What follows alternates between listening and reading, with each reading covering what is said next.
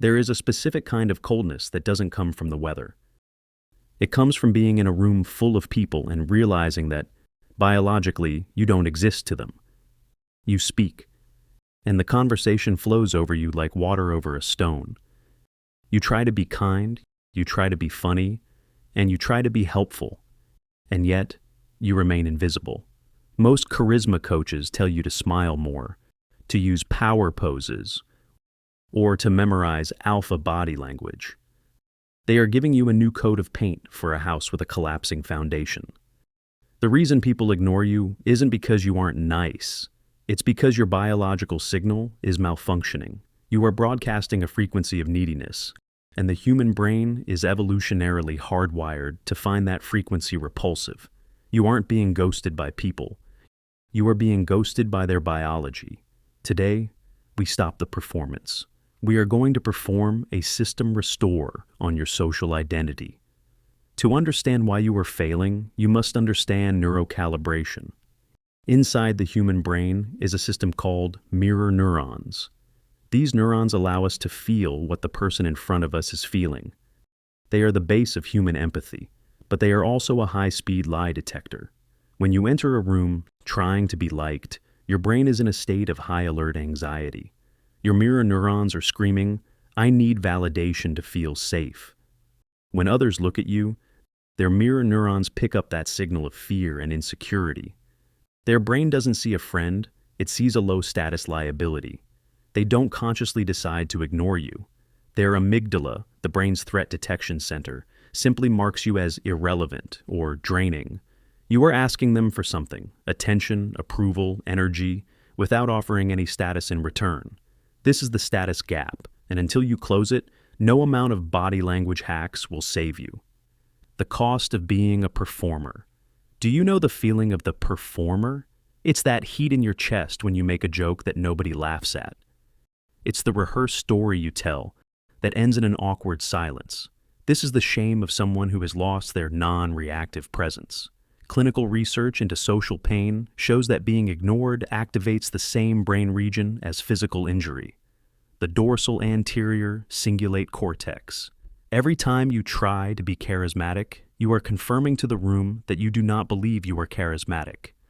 High status is not something you do. It is a state of being that requires nothing from the outside world. The most powerful person in any room is the one who needs the least from it. When you stop performing, you stop the mirror neuron repulsion. You create a social vacuum. And in human dynamics, a vacuum must be filled. When you stop chasing the room begins to track you. The protocol, recalibrating the signal. We are now engaging the neutrality protocol to move from ghost to architect. You must implement these 3 clinical shifts. The cold pause, the gaze lock, the information dump. The cold pause. When someone speaks to you, wait 1 full second before responding. This small friction proves that you are not a yes man waiting for their approval. It forces the other person to wait for you, instantly recalibrating the status dynamic. The gaze lock.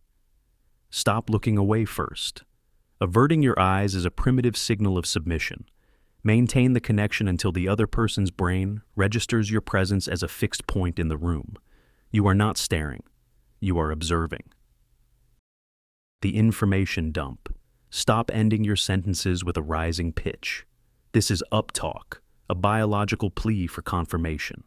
Speak in flat, descending tones. You are providing data, not asking for permission. The cost of disappearing.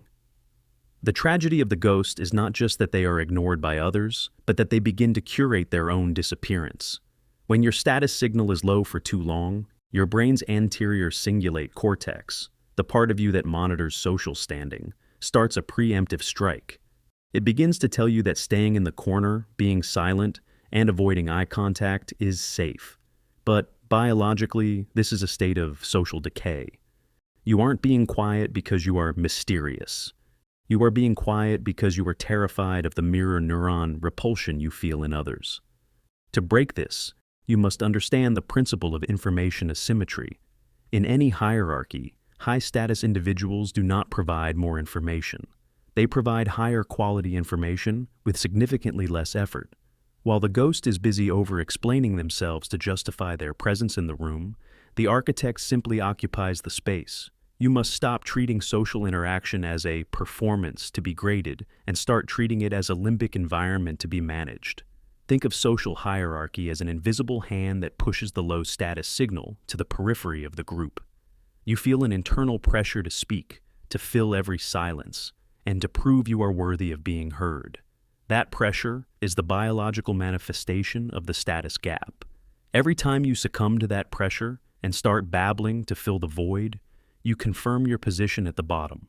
But when you resist that pressure, when you remain still while the silence becomes heavy, you are forcing the others in the room to experience the friction instead. You shift from being the one who is observed to being the observer. This is the true psychological foundation of machine mode, the total detachment from the social outcome. When you stop caring if they like you, they cannot help but notice you. Enter machine mode. The invisibility ends today. You are no longer a beggar for attention. You are a technician of human behavior. By understanding the mirror neuron system, you have taken the emotion out of social rejection and turned it into a calibration error. This is what we call machine mode. You stop feeling social anxiety because you understand the mechanics behind it. You don't go out tomorrow and try to be more social. You go out and be more still. Watch the room react to your silence. Observe the way people begin to lean toward you when you stop leaning toward them. The old you, the one who begged to be seen, is finished. From now on, you don't enter a room to be liked. You enter a room to be felt. Your status is no longer a question. It is a fact.